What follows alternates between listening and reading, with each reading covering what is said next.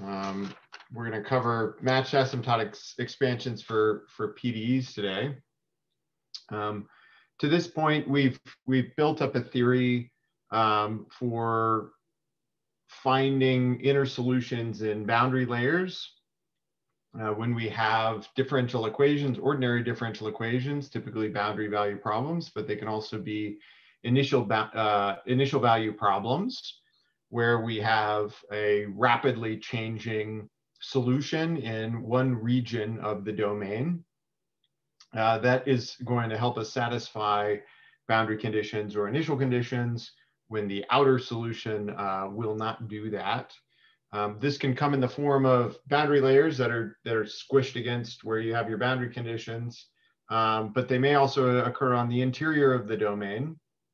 If that helps resolve a jump discontinuity, we just called it an interior layer.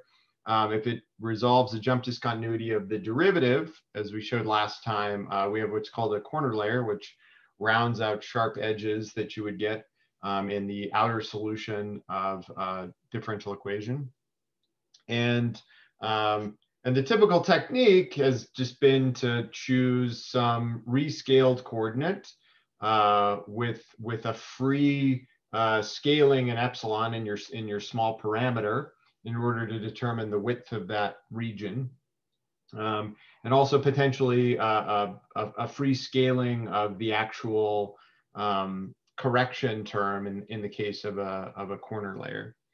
So today, as we talk about PDEs, what we're going to focus on is how to stitch together in space portions of a solution that would otherwise have a jump discontinuity or a shock.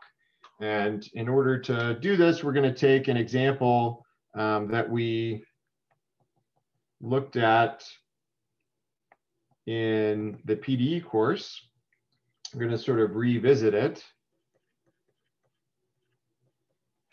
where we add some viscosity to a wave equation in order to smooth out what would otherwise be a shock. And so we're going to focus on a parabolic example for today. And you can see Holmes 2.7 for elliptic equations, okay? And in particular, we're gonna look at a viscous Burger's equation.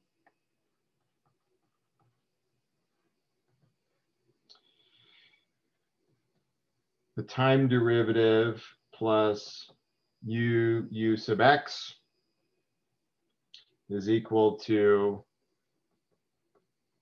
a small diffusive term on our right-hand side. Our spatial domain is going to be the real line, and we start at time 0 and then proceed and see how solutions evolve in space as time unfolds. So Burger's equation, we typically think of as producing traveling wave type solutions, okay? We're going to take an initial condition that's going to be smooth almost everywhere, but at x equals 0, okay? And phi prime of x is going to be less than or equal to 0. Phi of 0 minus the left-hand limit is going to be greater than the right-hand limit of phi. And so, for example, we could take phi of x is equal to a step. That's 1 when x is less than 0 and 0 when x is greater than 0, okay? So here's our phi of x. 1, 0, and here is x equals 0. Okay. And so what's going to happen is, in general, we could just simulate this over time. Viscosity is going to smooth out the solution. So this is, t equals 2, t equals 4. It may look something like this. Okay. And the diffusion term spreads out the shock that we would have otherwise. And if you remember from PDE, when we talked about method of characteristics and also introduced the Rankine-Kujino condition, Borger's equation without viscosity, so if epsilon equals 0 here, just gives us shock type solutions, okay? So we're going to use asymptotic analysis to resolve what's going to happen at the shock due to the diffusion. And so that, yeah, this gives us another way of sort of finding the approach to this solution. If you remember, when we studied traveling waves of nonlinear PDE in PDE, what we found is that we can find the long-term traveling wave solution, the form of it, the shape of it. This asymptotic analysis is going to allow us to see how you approach that solution in long term. Okay. So just like with ordinary differential equations, we're going to start with an outer expansion. We'll get the leading order term in the outer layer, and then we need to find what our inner layer is. In particular, in this case, our inner layer is going to be with respect to the spatial variable. You could imagine that you may have PDEs where at some point in time, maybe especially near the initial condition, you have some inner layer solution there. But often in PDEs, it's the spatial variable that you're going to look for these, interfaces that are going to serve as, inner solutions. Okay, so let's start off with an outer expansion. And we're going to assume that U is asymptotically approximated by something like U0 xt plus epsilon U1 xt and so on. But we're really only interested in the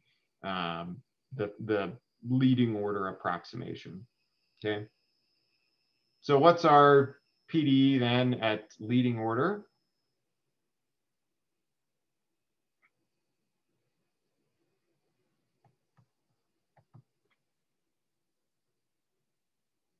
I know it's Monday.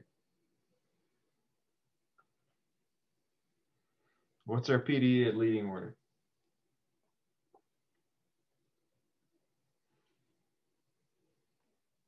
It's just the left-hand side. Yep, that's it. Okay. All right, dt u0 plus u0 dx u0 equals 0. Okay. How do we solve this?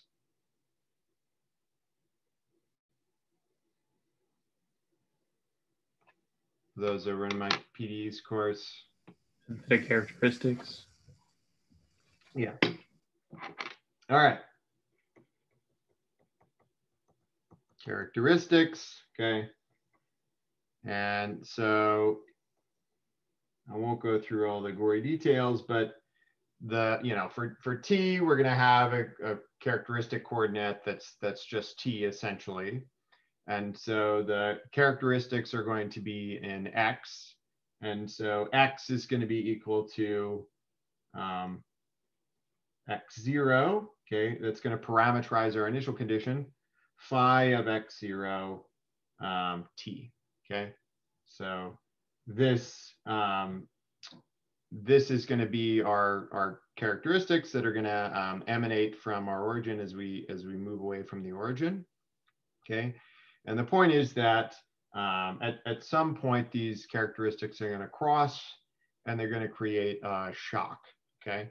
So U0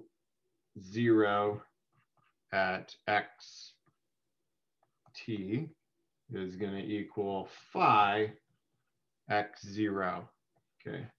So if I could invert this, right, that would give me my characteristics that I simply plug into my initial condition. Okay. And so the crossing characteristics are the issue here. Okay. And we're going to get, at that point, get a shock. Okay.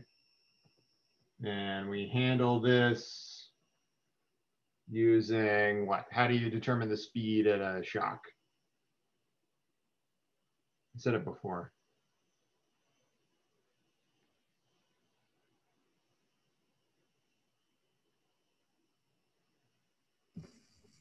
The something, something, something.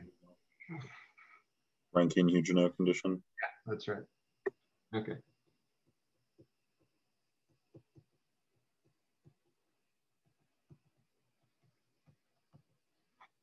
All right. So so we'll get to that later. Actually, that will emerge naturally as we handle our inner expansion. Okay. But for now, we know that this is our leading order solution, and we have an implicit expression for our characteristics. Okay. Because I wrote down phi in general, you know, we could do it for the step phi, but let's just keep it general because this would work for any phi of those conditions that I wrote down at the beginning. That's all we need to do for our leading order solution, right? So we already saw that before in our PDE prereq. Okay. And so now the question is, how do we handle our inner expansion? So I'm going to ask for an inner variable here, okay?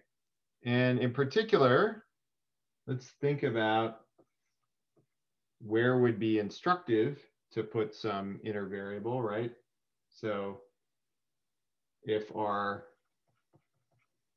shock's position is parameterized by some function of time, s of t, right? So here's some function at x equals s of t. This is x, and this is t here, okay? Then our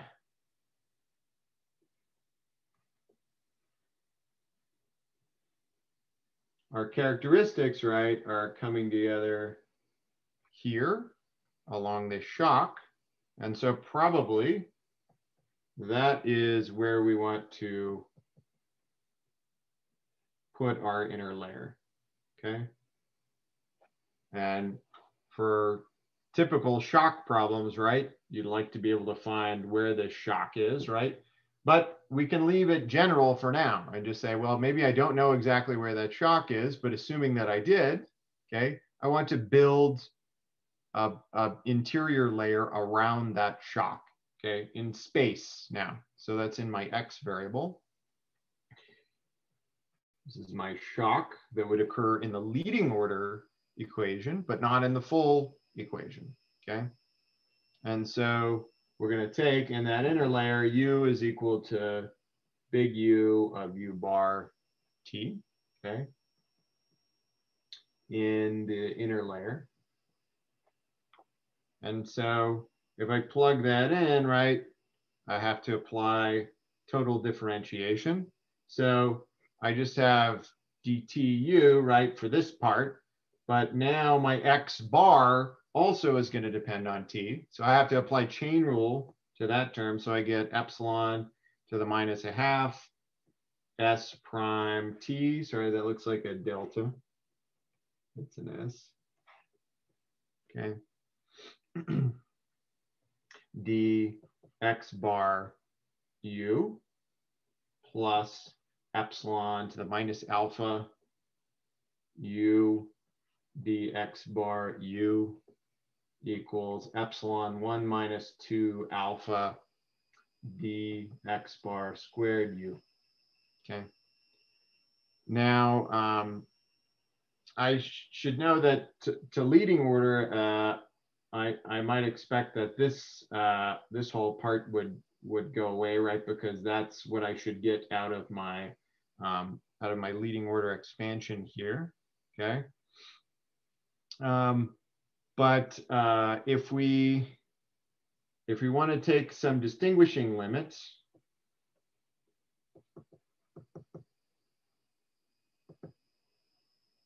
then the only way to non-trivially involve the terms that have epsilons in them is to match this, this, and this term here. And we can do that by taking alpha equals 1. And within our inner layer then, okay, these are going to now form the PDE that we're interested in studying, okay?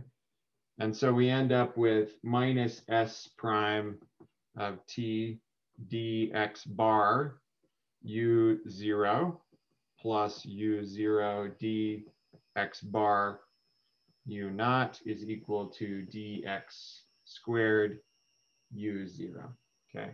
So now because we're in the inner layer, right, we're not just going to have, you know, Berger's equation, inviscid Berger's equation here. The viscosity is going to matter, okay? And so it's not going to be a sort of, you know, just a straightforward characteristics problem, okay? We have this second order equation now, but look, it doesn't involve any t derivatives at all, okay? We have just x bar derivative terms here. And so we can integrate this equation in order to get dx bar U0 is equal to 1/2 U0 squared. So now I'm just you know, flipping the left and right sides. And now if I integrate this one up, I get minus S prime of T U0, because this does not involve x bar at all, plus some function of t, okay?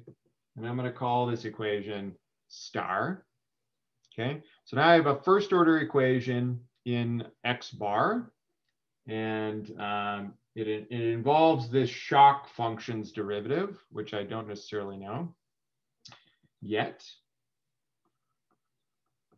And in addition, I have boundary conditions that are going to help me with the matching, okay? So the boundary conditions are going to come from matching.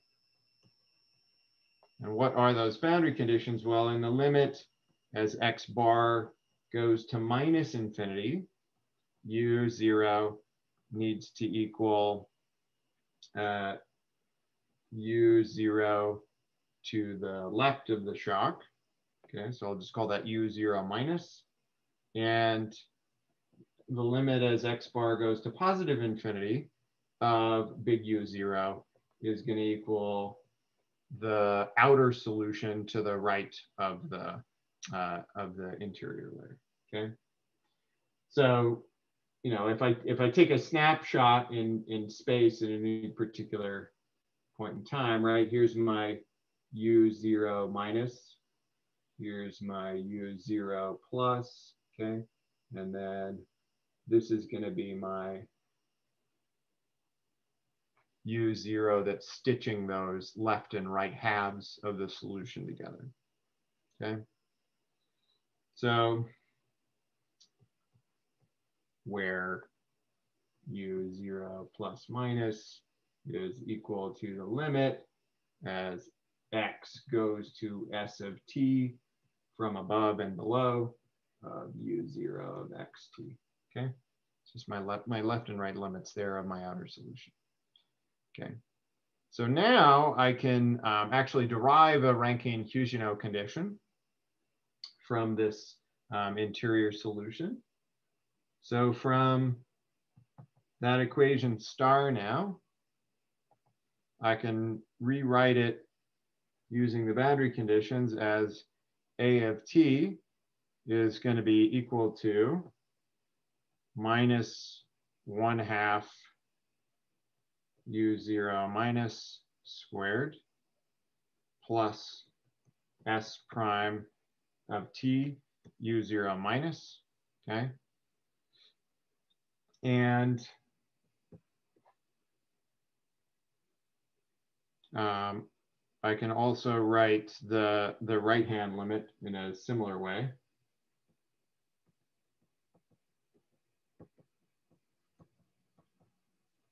And effectively, that's because I have that dx u0 goes to 0 as x bar goes to positive or negative infinity, assuming that I don't have some oscillating solution. And this allows me to find, okay, so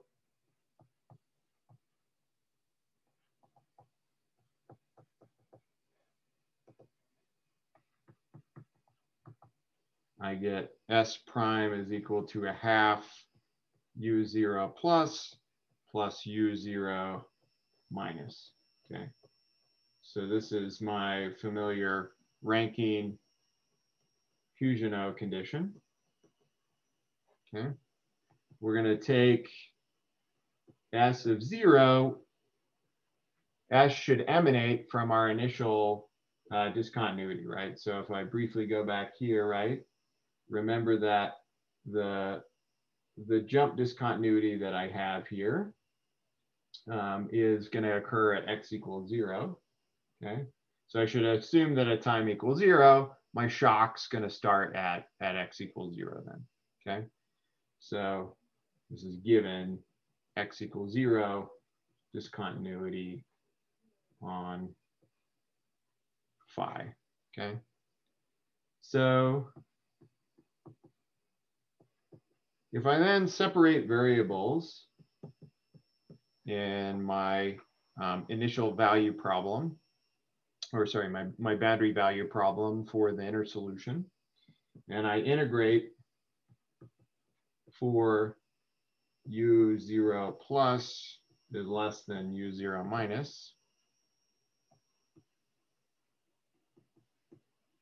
then I get that u0 x bar is equal to u0 plus some function b of xt u0 minus divided by 1 plus b of x bar t, where b of x bar t is equal to some function b of t e to the x bar u0 plus minus u0 minus divided by 2, okay?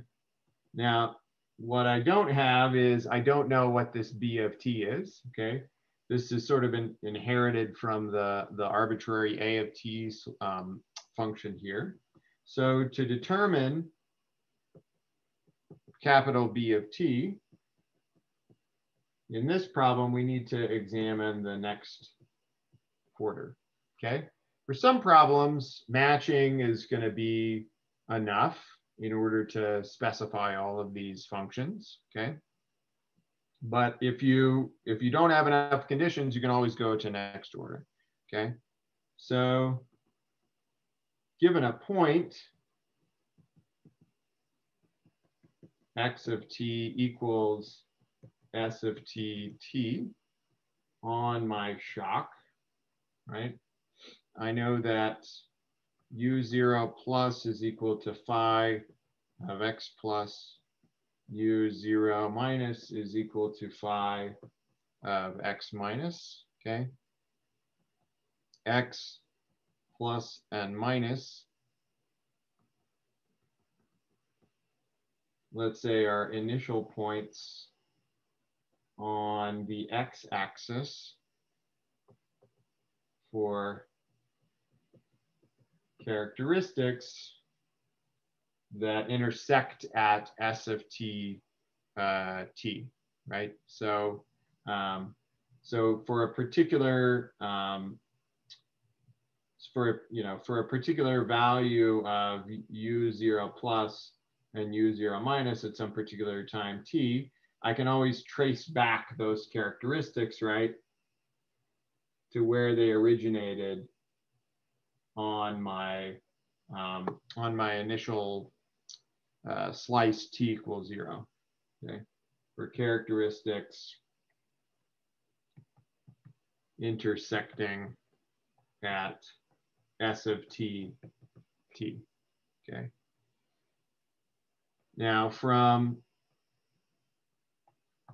the order epsilon equations, okay, we can find that b of t is equal to b0, the square root of 1 plus t phi prime of x plus divided by 1 plus t phi prime x minus.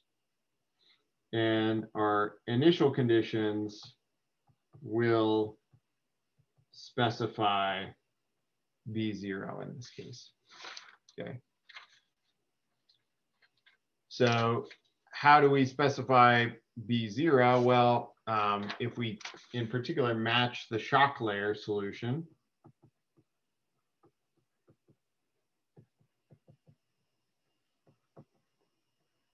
with the solution from the initial layer near x equals x0, x bar is equal to x minus s of t divided by epsilon, and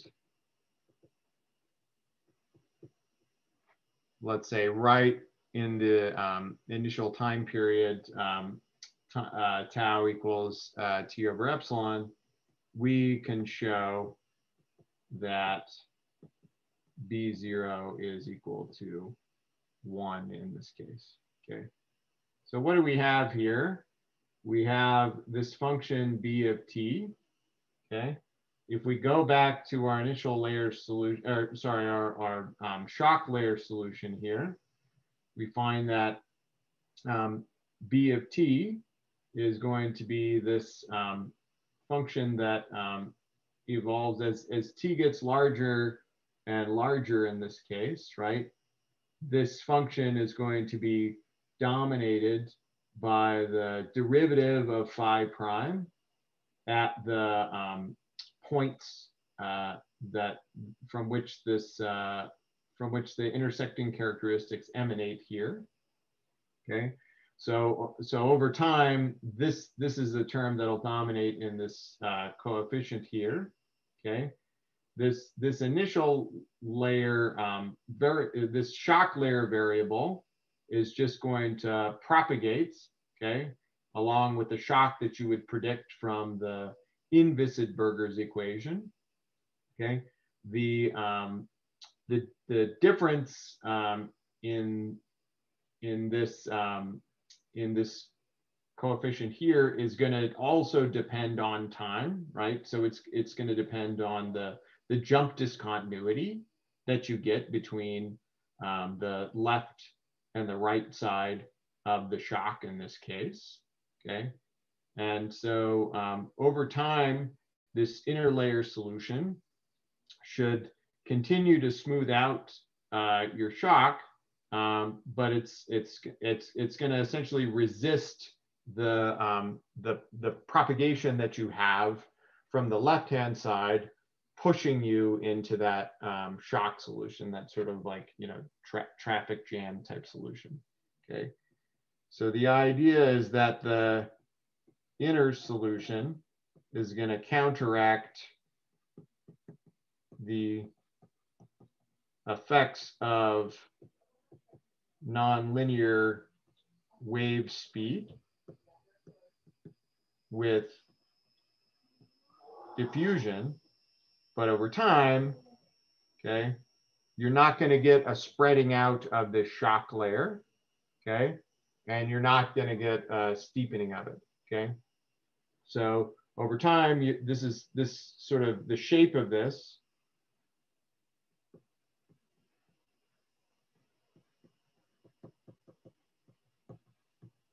is going to equilibrate over time, okay, and essentially what you should find is that this asymptotic solution should well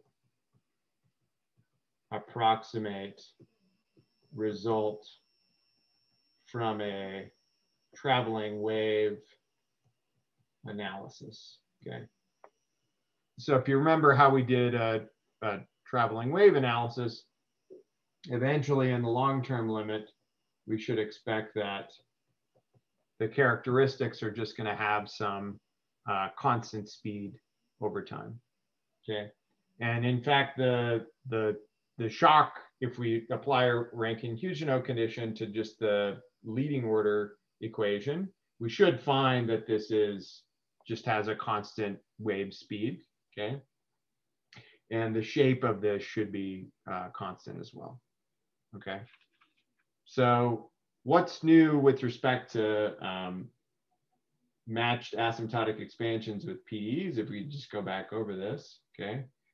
Well, first of all, the matching that we have to perform here, it involves just the spatial variable in this case in order to describe the sort of smoothing that we need to go from the left and the right outer solutions here. That's going to be an interior layer. Okay, we can solve that by effectively integrating, but we have this sort of free function here. And the only way that we can specify this free function, okay, is to stitch together essentially the initial condition and the solution that you get away from t equals 0. Okay, so for that you have to perform this initial layer analysis. Okay, the problem that I put on homework, you don't have to go through this many steps. Essentially on homework, I just give you an advection diffusion equation, and there it's simply enough to write down this interlayer solution, apply the matching, and then you're effectively done at this point.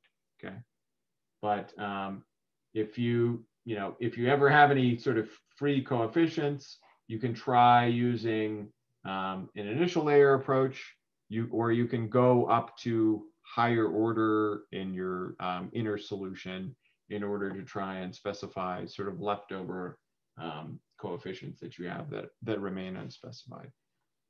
Okay, so that's matching asymptotic expansions for PDEs. Okay. Any questions about that before we move on?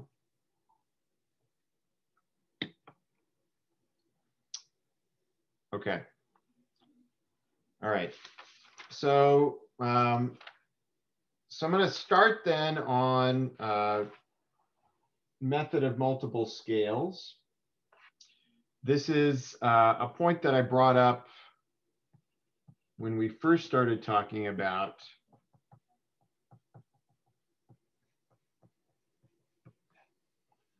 matched asymptotic expansions.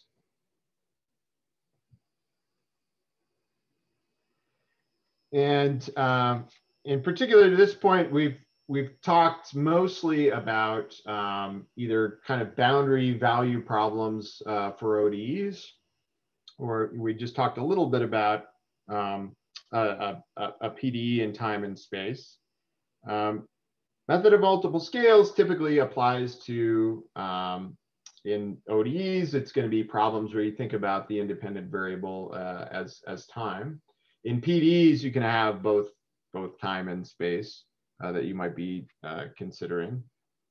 And often you think of nonlinear oscillators when you think of method of multiple scales, because you get curious effects once you start looking at things like resonance and sort of the long-term behavior of a forced oscillator that you're hitting sort of close to its resonant frequency. Okay, so method of multiple scales is going to generalize composite expansions. Okay, And the idea is to introduce different variables in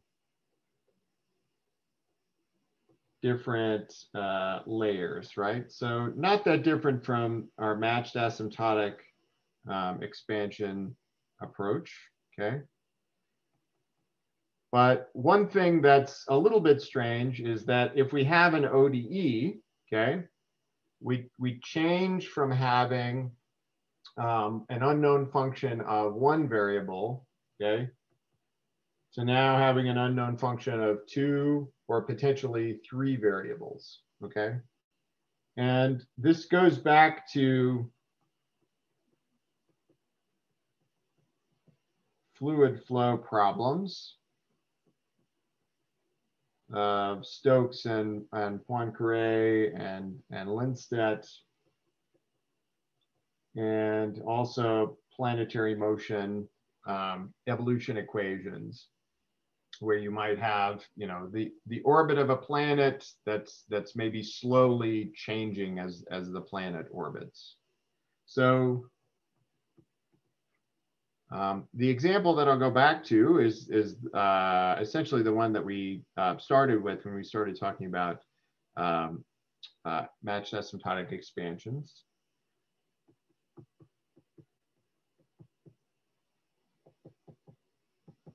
Let's say that we have some linear oscillator here, and we add some weak damping term. No forcing for now.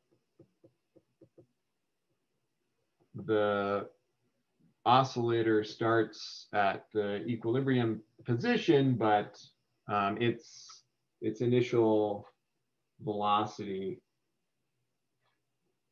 is going to be 1, okay? So this will be our initial value problem that we're working with, an oscillator with weak damping.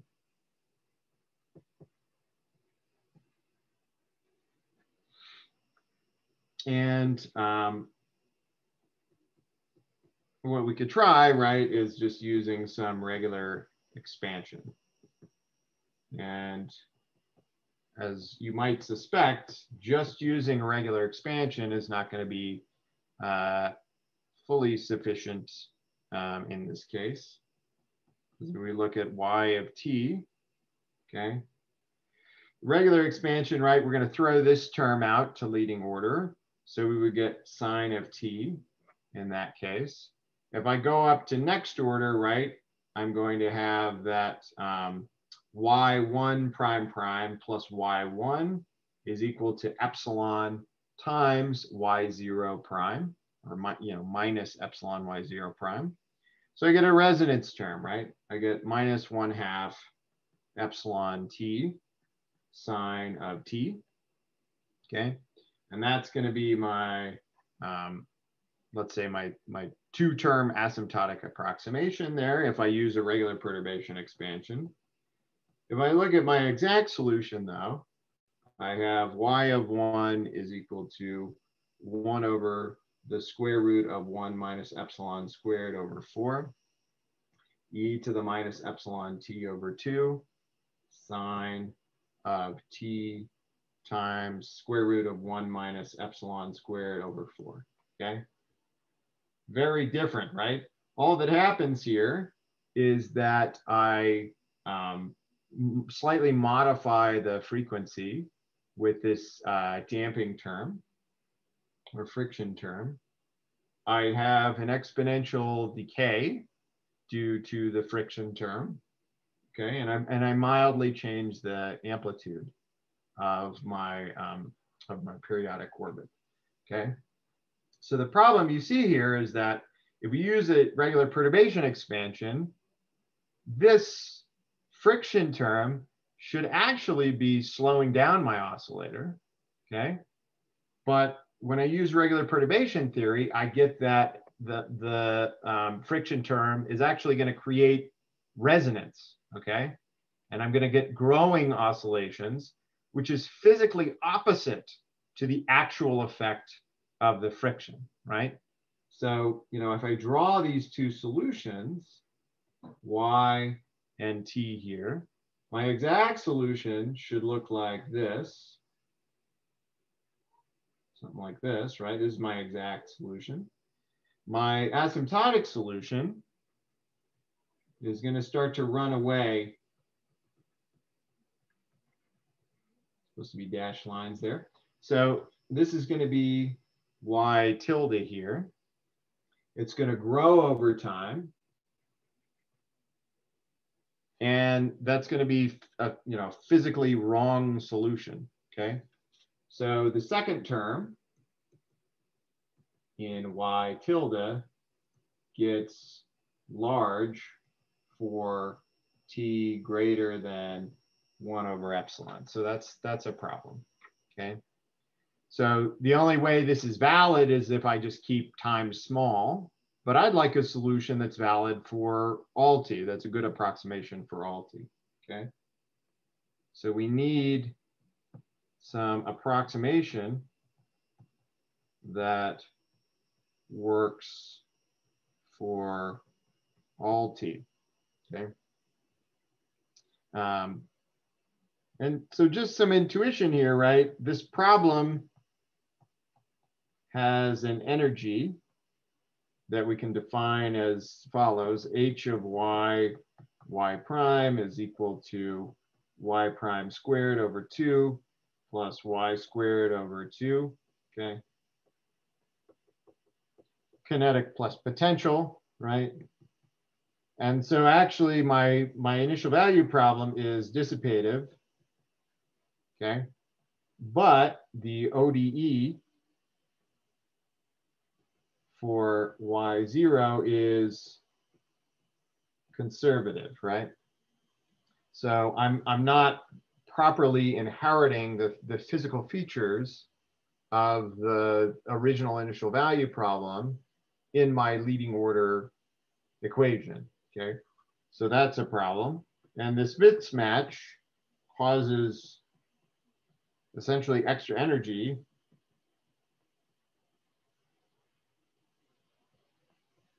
to leak into the expansion, okay?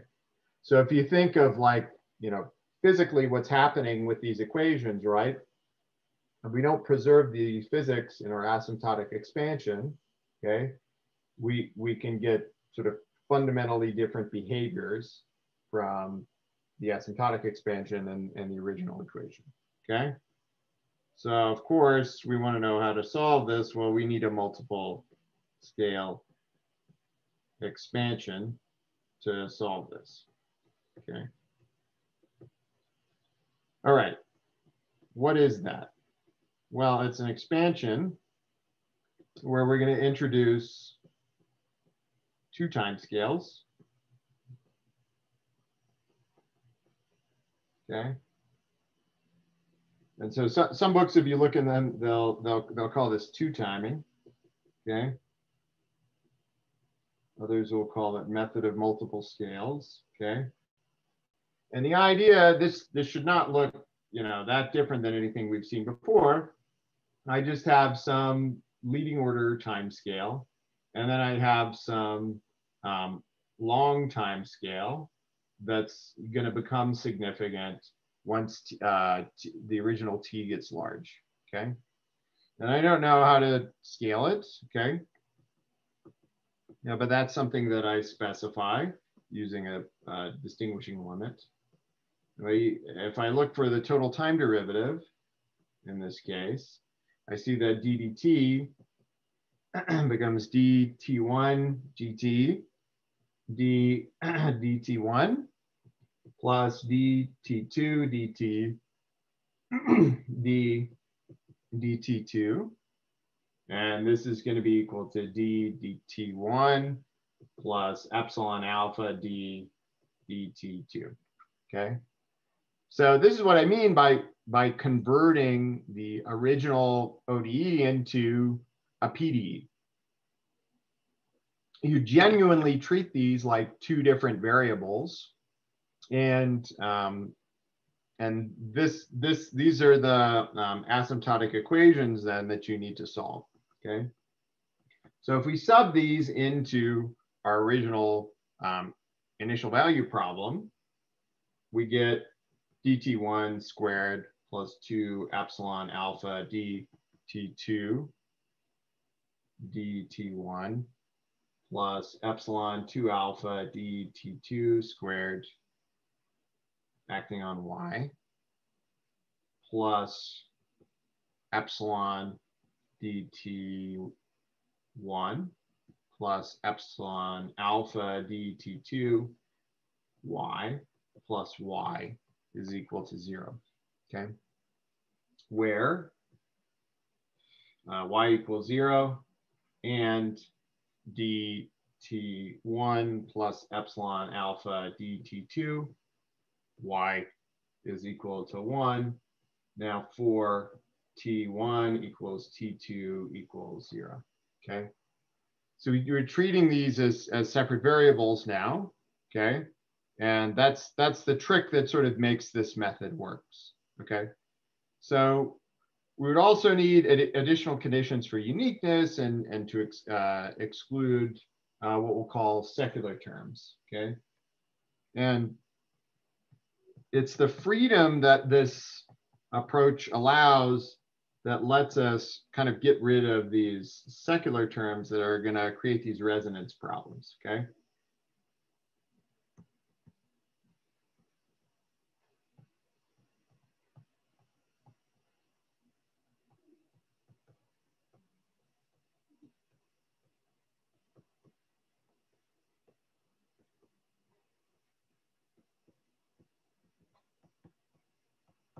Okay, so that's the idea, okay, is that we're going to have a lot more variables and functions to deal with. And by doing that, okay, we can choose an expansion that avoids having resonant terms. So the choices that we make are going to be governed by avoiding having resonant terms leaking into our solutions. The power series now is going to be to leading order y0, t1, t2. And you can always try first just a regular perturbation expansion, but now it's going to be in our 2 time scale, in functions of our 2 time scales. Okay. So, so the next steps, because we're out of time for now, I'll just say are to plug this in, okay? Solve at order 1. And then the key thing here is at higher order, okay, remove any resonant terms, okay, and possibly require uniqueness, okay, or existence, okay? And so that often will be by applying something like the Fredholm alternative or something like that, okay? But the idea is that you climb up this hierarchy, and higher in the hierarchy, you can generate conditions that allows you to remove the resonant terms. And that's going to specify now this sort of long time scale amplitude. If we look at our true solution here, okay, we should think that probably, well, this approach, maybe it's going to get us this correction in the frequency over long time scales, okay? Maybe it's also going to get us this amplitude that's slowly varying over long time scales, okay? Now, this is a problem where we can clearly just solve this by hand, but if you have a nonlinear problem, you can use this when you can't get explicit solutions. Okay. So any questions about the setup of method of multiple scales?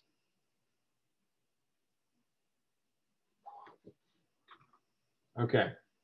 So if you look at the calendar, I don't know if I emailed out the new calendar, but we sort of switched it a bit from what we did, what I had original planned at the beginning of the semester. We're gonna pass over WKB for now and come back to that later. I wanted to make sure I set up resonance before Ian Grooms gives his lecture in a couple weeks. So I'll kind of get through resonance for ODs, and then he'll do resonance for PDEs in a couple weeks. All right. Well, if there's nothing else, that's it for today, and I'll see you all on Wednesday. Thanks, Zach. Yep.